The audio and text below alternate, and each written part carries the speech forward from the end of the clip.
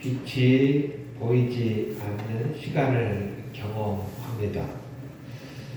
열심히 살아왔는데 그 열심에 대한 결과가 부족할 때, 열심히 기도 생활 했는데 상황이 더 어려워졌을 때, 사람들에게는 웃으면서 괜찮다고 하기는 하는데 집에 돌아와 혼자 있을 때 마음이 무너질 때가 있었습니다. 그때 우리는 이렇게 말합니다. 하나님, 앞이 안 보입니다. 하나님, 내가 도대체 언제까지 이렇게 살아야 합니까? 하나님은 지금 어디에 계십니까? 오늘 본문은 그런 질문을 가슴에 품고 살아가는 사람들에게 하나님께서 주시는 희망의 말씀입니다. 오늘 본문이 기록될 당시 이스라엘의 상황이 바로 그러했습니다. 아수르라고 하는 거대한 제국의 침략 위협 앞에 이스라엘 백성들은 극심한 공포, 절망을 느끼고 있었습니다. 성경은 그 상태를 흑암, 사망의 그늘진 땅이라고 표현하고 있습니다. 하지만 오늘 말씀은 그 짙은 어둠이 끝이 아니다라고 분명하게 말씀합니다. 절망의 한 복판에서 큰 빛이 비춰지기 시작했다라고 하는 희망의 메시지입니다. 오늘 이 말씀을 통해서 우리의 삶을 짓누르는 어둠이 떠나가고 하늘의 빛이 회복되는 은혜가 있기를 주님의 이름으로 축복합니다. 1절 말씀을 다시 보면 전에 고통받던 자들에게는 흑암이 없으리로다. 옛적에는 여호와께서 스불론 땅과 납달리 땅을 멸시하셨더니 후에는 해변길과 요단 저쪽 이방의 갈릴리를 영화롭게 하셨느니라 라고 말씀합니다. 이 말씀을 이해하려면 스불론 땅과 납달리 땅이 어떤 곳이었는가를 우리가 먼저 알아야 합니다. 이 스불론과 납달리 땅은 이스라엘의 변방 중에 변방이었습니다. 이곳은 이방 민족과 섞여 살고 있었습니다. 전쟁이 일어나면 가장 먼저 침략당하는 곳이 이곳이었습니다. 당연히 전쟁이 일어나면 가장 먼저 무너지는 곳, 가장 피해가 큰 곳이 바로 스불론과 납달리 땅이었습니다. 사람들은 그 지역을 보며 이렇게 말했습니다. 저곳은 버려진 땅이야. 저곳은 하나님께서 이미 심판하신 곳이야. 사람들은 이렇게 생각했습니다. 그러나 하나님은 전혀 다르게 말씀하십니다. 사람들이 멸시한 그 땅을 하나님께서는 영화롭게 하신다라고 말입니다. 이것이 바로 하나님께서 일하시는 방식입니다. 하나님은 사람들이 좋아하는 곳, 잘 나가는 곳에서만 일하시는 것이 아닙니다. 하나님은 성공한 사람에게만 역사하지 않으십니다. 믿음 좋아 보이는 사람만 사용하시는 것이 아니다라는 것이지요. 오히려 하나님은 가장 낮아진 자리, 가장 어두운 자리를 선택하셔서 그곳에서 빛을 비추어 주시는 줄 믿습니다. 2절 말씀을 보면 흑암에 행하던 백성이 큰 빛을 보고 사망의 그늘진 땅에 거주하던 자에게 빛이 비치도다. 이사야 선지자는 단순히 어둡다라고 말하지 않습니다.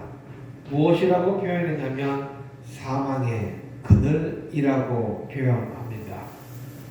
이 사망의 그늘이라는 말 속에는 희망이 없고 빠져나갈 구멍도 없고 살아 있으나 죽은 것 같은 상태를 의미합니다. 몸은 움직이는데 마음은 이미 죽어 있는 상태. 다른 사람들 향해서 웃고는 있는데 내 내면은 아주 공허한 상태. 신앙생활은 열심히 하는 것처럼 보이는데 마음은 하나님께로 멀어진 상태. 하나님에게서부터 멀어진 그 상태. 혹시 내가 지금 그런 상태를 지나고 있지는 않습니까?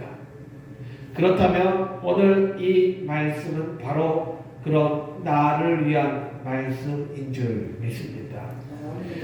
성경 말씀을 보면 큰 빛을 보았다라고 표현하고 있습니다. 여기서 중요한 단어는 큰 빛입니다. 이 빛은 인간이 만들어낸 그런 빛이 아닙니다. 환경이 좋아서 생겨난 빛도 아닙니다. 시간이 지나면서 자연이 생긴 그런 빛도 아닙니다.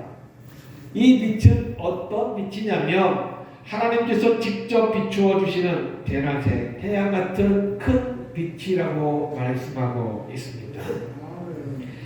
이사야가 말한 이 큰 빛은 어두움이 없다는 뜻이 아닙니다. 어두움이 더 이상 지배하지 못한다는 선언입니다. 어두운 방을 무서워하던 아이가 있었습니다.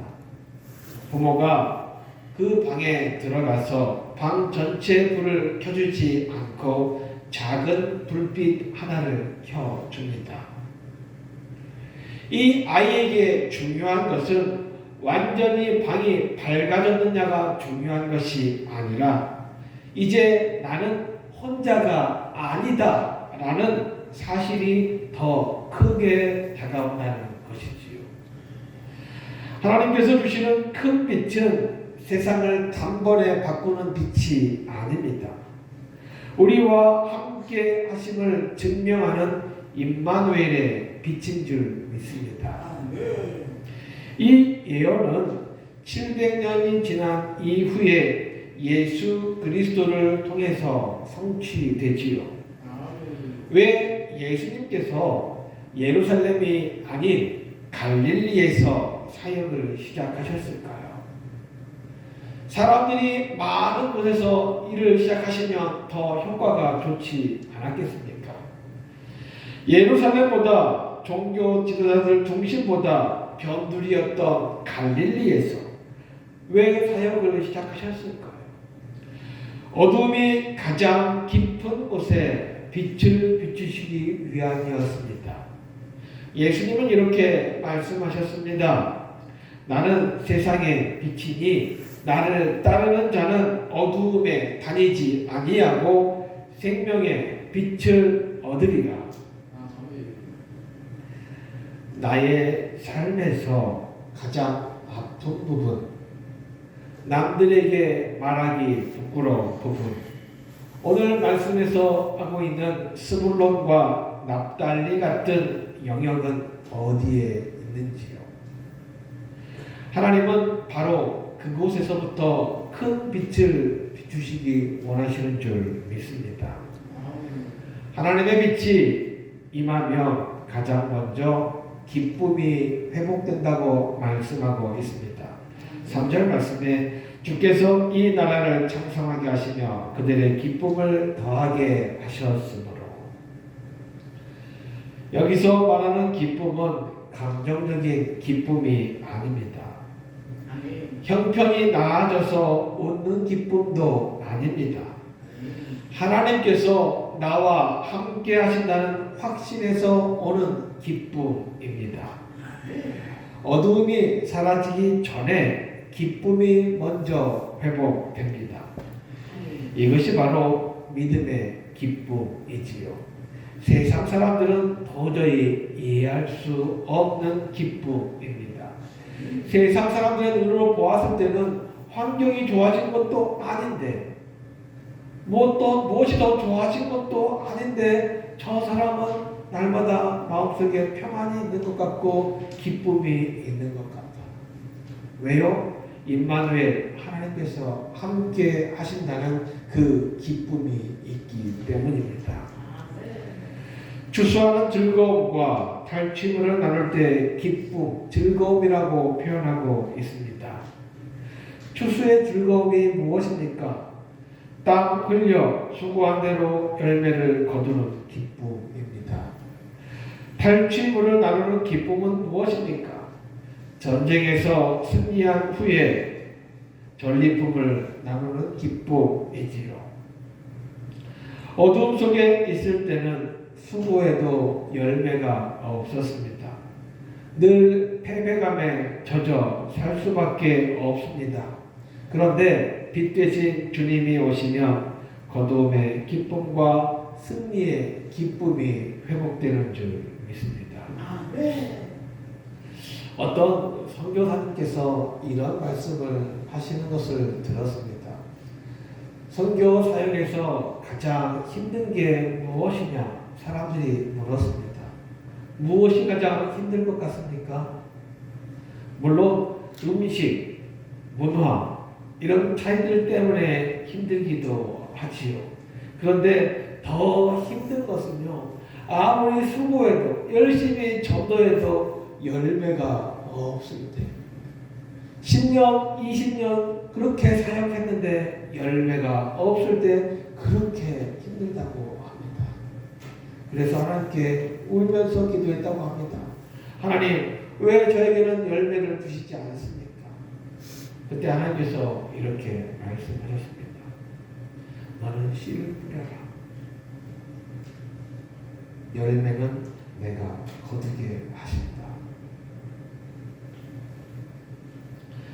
주님 안에서 누리는 기쁨은 세상이 주는 일시적인 쾌락과는 비교할 수 없는 근원적인 기쁨입니다. 하나님은 우리의 가정을, 우리의 일터를 다시 일으켜 세워주시는 분이신 줄 믿습니다. 4절 말씀을 보면 이는 그들이 무겁게 맨 멍에와 그들의 어깨 채찍과 그 압제자의 막대기를 주께서 꺾으시되 미디안의 날과 같이 하셨음이니이다. 우리는 빛 가운데 살아갑니다. 그런데 왜 빛 가운데 살아가면서도 기뻐하지 못했을까요? 우리는 알고 있습니다. 하나님께서 언제나 나와 함께 하시다는 사실을. 그런데 우리의 삶을 돌아보면 기뻐하지 못했던 것 같습니다. 그 이유는 우리의 어깨를 짓누르고 있는 무거운 짐 때문이었습니다. 우리가 메웠던 무거운 멍에, 어깨, 채찍, 그 압제자의 막대기를 언급하고 있습니다. 죄의 권세, 가난의 굴레, 질병의 고통, 끊지 못하고 있는 많은 것들, 내 힘으로는 도저히 벗어날 수 없는 굴레, 쇠 사슬이지요. 멍에는 나를 묶는 생각입니다. 나를 짓누르는 기억들이지요. 나를 포기하게 만드는 말들입니다. 그래서 스스로에게 이렇게 말합니다. 너는 안 돼. 너는 항상 그 수준이야. 너는 그 모양, 그 꼴이니 당연히 안 돼. 너는 이번에도 실패할 거야. 그런데요, 빛 대신 주님께서 우리의 삶에 오시면 그 멍에가 반드시 꺾여질 줄 믿습니다.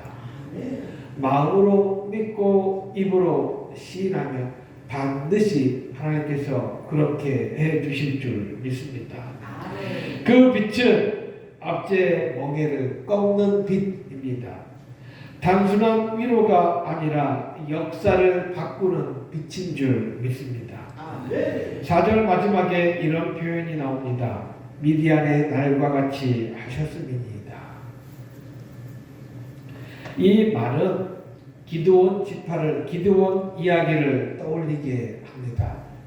하나님께서 기드온을 부르셨을 때 기드온이 무엇이라고 말합니까? 나는 이스라엘 지파 중에서 가장 작은 지파, 그 중에서도 가장 작은 사람입니다. 맞는 말이지요. 기드온은요 므낫세 지파입니다. 그 중에서도 가장 볼품 없는 그런 가문이었습니다. 기드온은 약했고요, 두려워했고요, 스스로를 가장 작은 자라고 했습니다. 그러나 하나님은 그 기드온을 통해서 미디안을 무너뜨리셨습니다. 하나님은 승리의 조건은 숫자가 아닙니다. 조건도 아닙니다. 하나님의 빛에서 나오는 줄 믿습니다.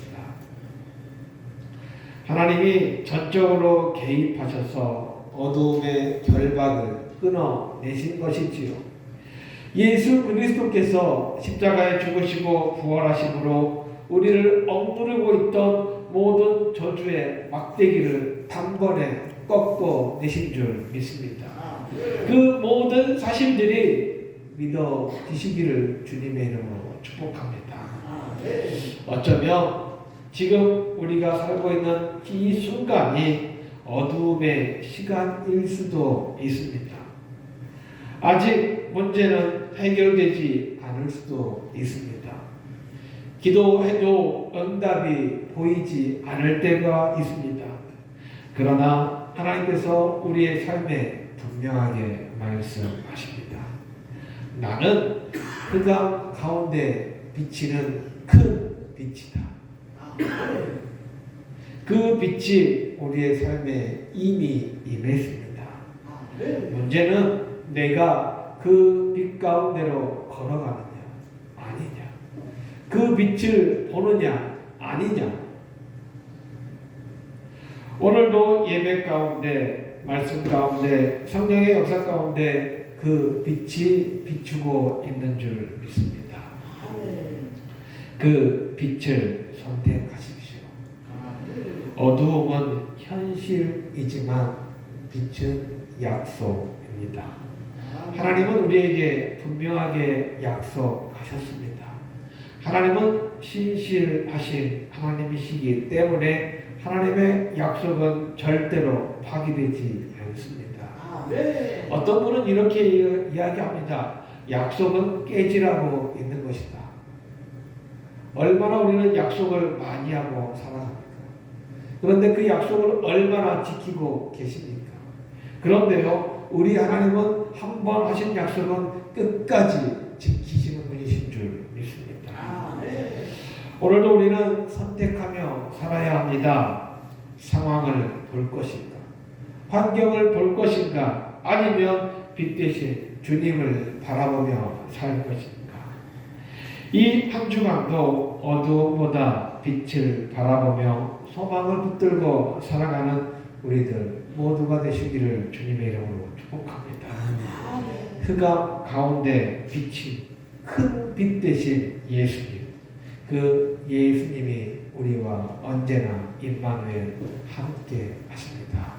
이 믿음으로 오늘도 내일도 우리의 인생 다하는 그 순간까지 승리하는 인생 되시기를 주님의 이름으로 축복합니다. 기도합니다. 사랑과 풍성하신 아버지 하나님, 말씀으로 우리의 마음을 비추어 주시니 감사합니다. 우리 안에 여전히 남아있는 어두움과 두려움, 모든 것 주님 앞에 내려놓게 하시고 주님의 빛으로 채워 주옵소서.